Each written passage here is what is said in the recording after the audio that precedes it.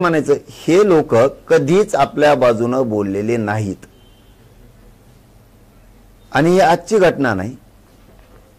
अनेक वेळेस माझ्या मराठा समाजाला अनुभव आहे माझा। कुठलाही निर्णय म्हणतो मी कुठलाही म्हणतो सुरुवातीचे 8 ते 15 दिवस मराठ्यांना वाटतं आले हे नव्हतं करायला पाहिजे आणि 8-15 दिवसांनी वाटतं पाटलांनी केलं तेच योग्य केलं। मी काय करतोय हे मराठा बांधवांनी समजून घ्या। आता ज्याच्या नोंदी नाहीत त्याच्यासाठी आता आपण गॅजेट लावलं। मराठवाड्यातला एकही मराठा आरक्षण वाचवून राहणार नाही हे पक्क डोक्यात ठेवा आणि आनंदी राहा। कोणाचं ऐकून तुमचं आणि माझं भलं होणार नाही हे खूप टोळ्या उठणार आहेत। आणखी सरकारच्या बाजूने बोलून निगेटिव्ह पसरायचं आणि कोणत्या तरीला खुश करायचं समजून घ्या। मी 2-3 मिनिटात सांगणार आहे कारण घसा बसतो म्हणून। ज्याच्या नोंदी नाही त्याच्यासाठी 3 जणांची समिती केली गाव स्तरावर तालुका स्तरावर। हैदराबाद मध्ये असणाऱ्या नोंदी म्हणजे मराठवाड्याचा मराठा हाच कुणबी आहे याच्यासाठी 3 जणांची समिती केली। ज्यांच्याकडे जमीन नाही त्यांनी कोणाची बटाईने जमीन केली असेल त्याचं हमीपत्र देऊन कुणबी प्रमाणपत्र निघणार। प्रक्रिया लवकर सुरू होणार आहे लक्षात ठेवा। ज्याच्याकडे जमीन आहे त्याच्या 7/12वरती त्या 3 जणांच्या सदस्य समितीने ते ताबडतोब वर्ग करून तहसीलदार एडीएम कलेक्टर यांच्या माध्यमातून तुम्हाला प्रमाणपत्र दिले जाणार। हैदराबाद गॅझेटियरच्या नोंदी विचारात घेऊन मराठा समाजाच्या व्यक्तींना कुणबी प्रमाणपत्र देण्यात यावेत याबाबतचा तो GR आहे। शंका कुशंका डोक्यात ठेवायची गरज नाही। शंका कुशंका करणारे आपल्या बाजूने का बोललेच नाहीत आणि बाबा हो मी का वाटोळ करेन तुमचं मराठा समाजाचं मी का वाटोळ करीन। 2-4 जण बोलले असं पत्रकार बांधवांचं म्हणणं आहे म्हणून बोललो मी। नाही तर मी लय आनंदी आहे समाज आनंदी आहे आणि आम्हाला काय देणं घेणं कोणाचं बोलला काय नाही बोलला काय व म्हणणं हे म्हणून बोलितो बोल आमका तज्ञ बोल तमका तज्ञ। परत याच्याही पलीकडे सांगतो जर वाटतच असेल आणि गैरसमजच वाटत असेल तर तिथं आलेल्या मंत्रिमंडळाला स्पष्ट सांगितलेलं आहे बघा बरं का मराठा भावानो यांना तुमच्यात मयातली दुरी निर्माण करून तोडायची एकमेकाला। मी एकदा तुमच्यापासून बाजूला गेलो की वाटोळं झालं ही यांचा उद्देश आणि मी प्रखरपणानं फक्त आणि फक्त मराठा समाजाच्या लेकी बाळीचं पोरा बाळांचंच कल्याण करतोय आणि मग आता हा विषय संपेतच आणला ह्या मनोज जरांगेनं।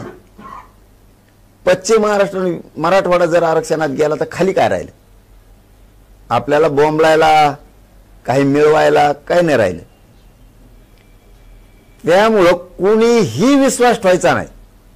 पुन्हा तेच सांगतो की मी का वाटोळ करील तुमचं याच्या पुढचं सांगतो जर असनच गरीब मराठ्याला काही शंका या असल्या या बारुळ्या लोकांमुळं संभ्रम निर्माण करणाऱ्या लोकांमुळं यांचे हात पाय मन आणि मस्तक कवाच आपल्या बाजूने चाललेलं नाही। यांचं कधीही मन मस्तक यांची बुद्धी आणि विचार आणि संस्कार मराठे सोडून सरकारच्या दिशेने पावलं गेलेले आहेत। सरकार कोणचं असू द्या हे त्या सरकारकडून बोलते ठीक आहे काय देणे घेणे त्यांना आपलं महत्व द्यायची गरज नाही सोडून द्या। मी आहे ना जिवंत आहे तोवर मी तुमचं वाटोळं करायचं असतं ना। 58 लाख नोंदी शोधून 3 कोटी मराठ्याला आरक्षण दिलं नसतं मुलीला मोफत शिक्षण दिलं नसतं सारथे मार्फत निधी घेऊन पोरांना पुढे जायला मदतच केली नसती कित्येक तरी MPSCचे पोरांचे विषय असतील विद्युतचे असतील पोलीस मधले असतील आरोग्यातले असतील प्रश्नच सोडले नसते। तुमचा आणि माझा म्हणजे गरीब मराठ्याचा आणि माझा विश्वास ढळला पाहिजे, विश्वास राहिला नाही पाहिजे, ही त्यांचा उद्देश आहे. आणि ते ढळू देऊ नका. कारण मला काही कमायचं नाही, मला फक्त तुम्ही मराठा समाज आणि तुमचे लेकरं बाळ मोठे झालेले कमवायचे. आणि जर असलच गैरसमज तर मंत्रिमंडळाला आपण स्पष्ट सांगितलेलं आहे, याच्यात जर एखाद्या शब्दात त्रुटी असल मला लगेच सुधारित JR पाहिजे. त्यांनी भाषणातून ते मंजूर केलेलं आहे की हो तुम्हाला वाटलं तर याच्यात लगेच सुधारणा केली जाईल. मग काय मराठ्याला टेन्शन घ्यायची गरज आहे. हे बघा, मराठवाड्यातला मराठा आरक्षणात गेला, कोणाला काय म्हणायचं ते म्हणू द्या आणि मी घालतो. तुम्ही काय काळजी करायची नाही. फक्त एक काम करावं लागेल, हे मुद्दाम सोशल मीडियावर बोलत असले तर इथून मग आपण यांना उत्तर देत नव्हतं, आता यांना द्यावं लागणार. यांनी आयुष्यात काय केलं, मग काय केलं तुम्ही आयुष्यात समाजासाठी. आम्ही करतो झगडतो तर बुळबुळ बुळबुळ आता काय केलं आयुष्यात, आम्ही तरी केलं. आज हजारो पोरी नोकऱ्याला लागले, तुम्ही काय केलं. हैदराबाद गॅझेटियरसाठी JR काढलाय, मसुदा नाही, तो नुसता मसुदा नाही, ड्राफ्ट नाहीये, आले घेऊन पळाले. JRच पाहिजे जागेवरून, तिन्ही काढले. केसेस पासून बलिदान गेलेल्या कुटुंबाचा पण काढला. शिंदे समितीत सुद्धा 24 तास काम करायला सांगितलं. आता टॉयलेट द्यायच्या सांगितल्यात, किती कल्याण व्हायला समाजाचं, प्रमाणपत्र द्यायचे सांगितलेत, केसेस माग घ्यायला सांगितल्यात. 8-15 दिवसात महिन्याच्या आत पुऱ्या घेतो म्हणे, एक ठेवत नाहीत. बलिदान गेलेल्या कुटुंबाचा 8 दिवसाच्या आत नोकऱ्याचा आणि निधीचा विषय ठेवत नाहीत. सगळे कामं मी करून घेतो. फक्त शेवटचं सांगतो, माझं समाजाला एवढंच म्हणणं आहे, संयम आणि शांत राहा आणि विश्वास ठेवत जा. मला माहिती आहे जे बोललेत त्यांच्याकडून तुम्ही बोलला नाहीत आणि बोलणार बी नाहीत, कारण त्यांनी आता वाटलंच केलंय. दिलं तर काहीच नाही. 70-75 वर्षात 45 वर्षात मी तरी दिलं, त्यामुळे तुम्ही विश्वास ठेवतच नाहीयेत. त्याबद्दल दुमत असण्याचं काहीच कारण नाही. पण माझं एक म्हणणं आहे, सगळा मराठवाडा पश्चिम महाराष्ट्र आरक्षणात जातोय, जाणारे लेकरा बाळाचं कल्याण होणार आहे.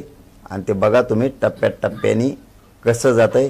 माझा निर्णय सुरुवातीला कोणाला पण असं वाटतं की चुकीचं आहे, पण ह्यावेळी JR आहेत एवढं लक्षात ठेवा. JR आहेत. आतापर्यंत एक वळ सुद्धा साधी मराठवाड्याच्या बाजूने लिहिली